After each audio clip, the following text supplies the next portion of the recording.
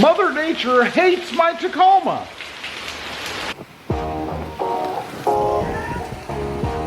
Well, good morning everybody. How are you today? Pretty wet here, and that's right. Mother Nature hates my Tacoma. Now, why do I say that? Well, people have asked, let's see you wash your Tacoma. What do you use? What products? How do you do it? All that kind of stuff. So I thought, I'm going to get it out today and I'm going to wash it. That's right, wash it. But it's pouring down rain, so that's not going to happen.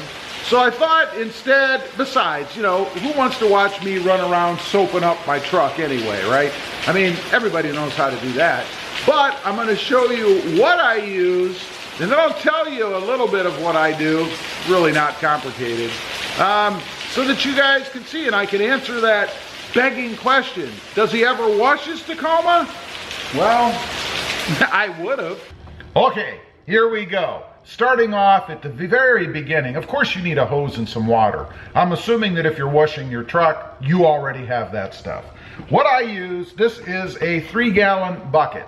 I used to use a bigger 5-gallon bucket actually sitting over there off camera, but I've gotten lazy. I decided I don't want to carry all that water around, right? 5 gallons, 10 pounds per gallon, that's like 50 pounds lugging around, right? I don't need to be doing that.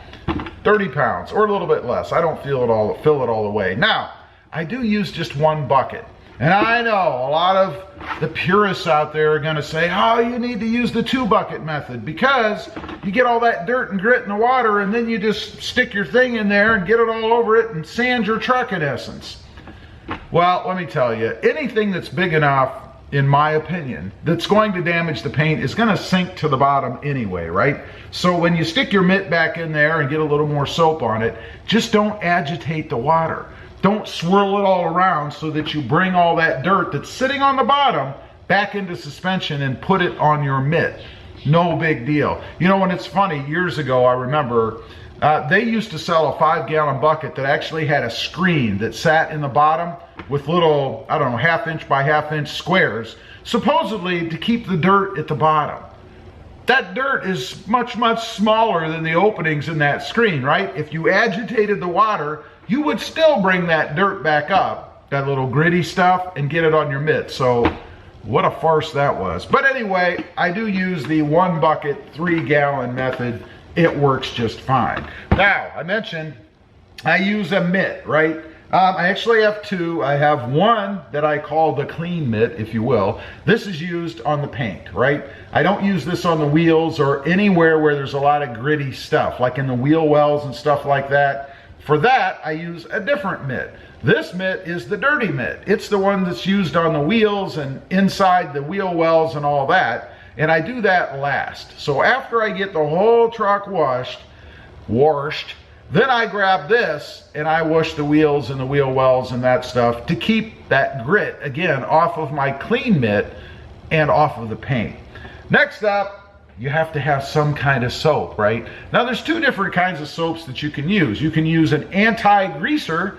That's going to remove the wax off of your truck. And if you just waxed it, you really don't want to take the wax off. Well, I don't think. And you should only use that degreaser stuff, like dishwashing soap, so that you can take the wax off if you're going to re-wax, right? Otherwise, I just use some kind of a concentrate like this. This is blue coral. You can use anything. It doesn't matter as long as it doesn't remove the wax. Again, I don't go through that whole process, something I hate doing, waxing, to just take it off the next time I wash the truck. I want it to stay on the truck. So any kind, I just kind of pour it in there for about 2 seconds. Way overkill. I like a lot of suds in my car wash, right? So any kind of car wash. Next up, once I get all that done, then I grab a towel and I use just a soft bath towel. Something you would use on yourself. Why treat your truck any differently? So I use just a regular old bath towel to dry it all off. Maybe I'll use 2. If it's really wet and this is getting really saturated, then I'll use a couple. But that works the best. I've used chamois before, and I gotta say, I'm not a big chamois fan. Do you guys remember the ShamWow? I don't like them. They just don't seem to work very well, and I think they actually get stuff embedded in them as well and can scratch your paint. Use a bath towel. Next up, you got to take care of those tires, right? Now, there's two ways I do that. One is the easy way, and that is this Armor All tire foam, right? While the tires are still wet, you just shake this up, spray it all around, let it dry on its own, and you get a nice shiny tire. Stuff works great. It's the lazy man's way to do it. Although I'll caution you, you really shouldn't get this all over your wheels, you know?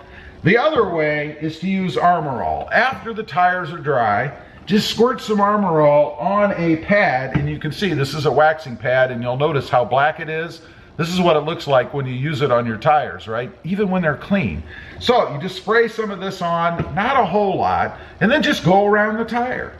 It's amazing how long this stuff lasts, and it looks just as good as when you use this stuff. Now, the one thing I'll caution you about, don't use a ton of this on your waxing pad, because if you leave too much of this Armor All on your tire, when your tire spins, you know, when you actually drive the truck, it's gonna splatter behind the wheel, right? The wheel's gonna throw this off, and it's gonna end up on your paint behind the wheels, or the tires rather. Unless maybe you have mud flaps, then it'll be all over the mud flaps, but use it liberally. Don't use a whole lot. Last up, or next up, windows. I hate cleaning windows just as much as I hate washing vehicles, right?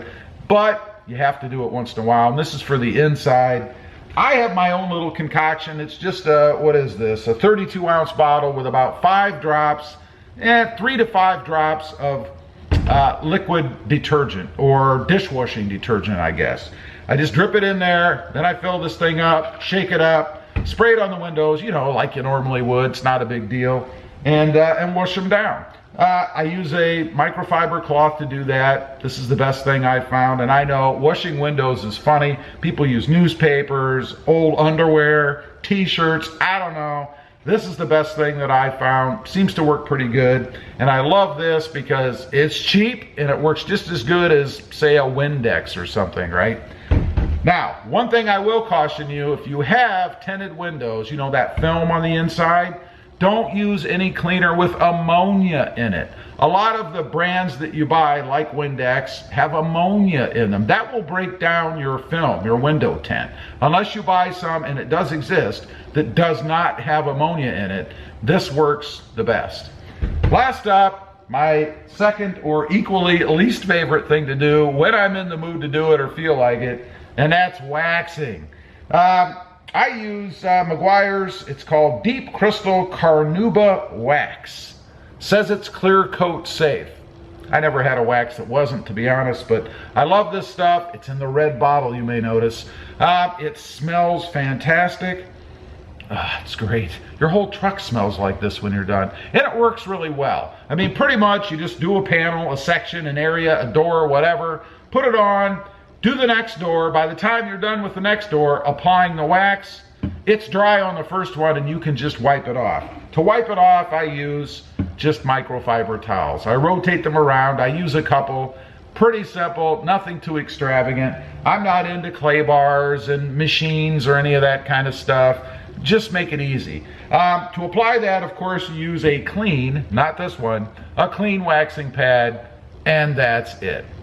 So that's the whole process right there. Again, if it wasn't pouring down rain earlier, I'd have showed you, but I think you know how to turn a hose on, right? Leave a comment, let me know, what do you think of my method and the stuff I use? Do you use something else? Is there something better? I'd be curious to know. Also, real quick, if you're interested, check out my other channel. It is RobMotive JT, all about my 2020 Jeep Gladiator, right out there. Don't forget to click that notification bell so that you don't miss out on any upcoming videos. And do me a favor, smash that subscribe button on the way out. Thanks for watching. Stay safe out there. Bye.